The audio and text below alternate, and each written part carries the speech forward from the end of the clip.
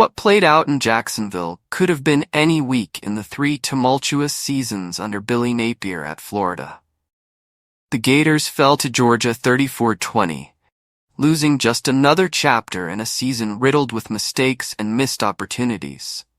This time, it came with a possible season-ending injury to freshman quarterback DJ Lagway, a player many hoped could shift the momentum for a program desperately needing a turnaround. Yet, this loss isn't solely about Lagway or his injury. It's about the persistent issues that have haunted Napier's tenure: coaching mistakes, including another special teams disaster and a bizarre play call when the game was on the line.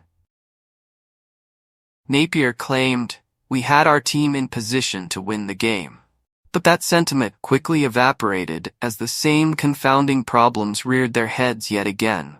Had Lagway remained healthy, Florida might have achieved a significant victory, potentially setting the stage for a resurgence in the latter half of the season.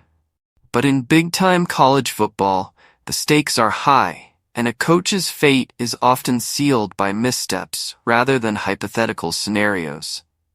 With a hefty salary of $8 million, Napier's evaluation rests on performance, not on what-ifs that suggest he could have turned things around with a different quarterback. As the season continues, the Gators are staring down a brutal stretch against Texas, LSU, and Ole Miss, likely with a third-string quarterback at the helm. Even a win against a struggling Florida State team wouldn't mask the reality that Napier could finish with a 16-21 record over 3 seasons. This is not merely a cycle of injuries and bad luck. It's a fundamental issue with the program's direction. Under Napier, Florida has lost 18 of 33 games, and the statistics tell a disheartening story. 1-10 in rivalry matchups, and 2-13 against ranked opponents. Each loss reinforces a culture of mediocrity, exemplified by the debacle against Tennessee, where a penalty for too many players on the field cost them 3 crucial points, a loss they ultimately suffered in overtime. In college football, expectations must be set high, or mediocrity becomes the norm.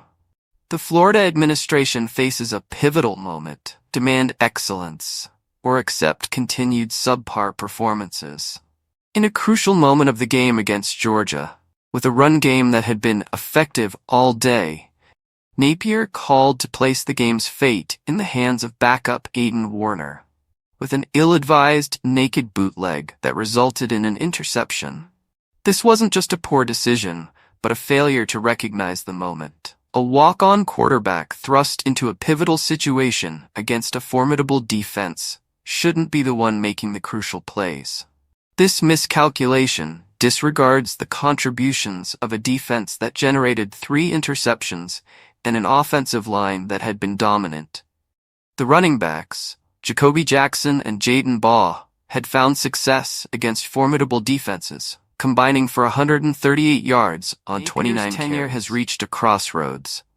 The reality of the results overshadows the promise of belief in competing with elite teams. For the first time since I've been the head coach here, we showed up and believed we could beat that team, he stated. Yet, belief alone isn't enough. In the unforgiving arena of college football, it's about results. Without them, the cycle of mediocrity is destined to continue.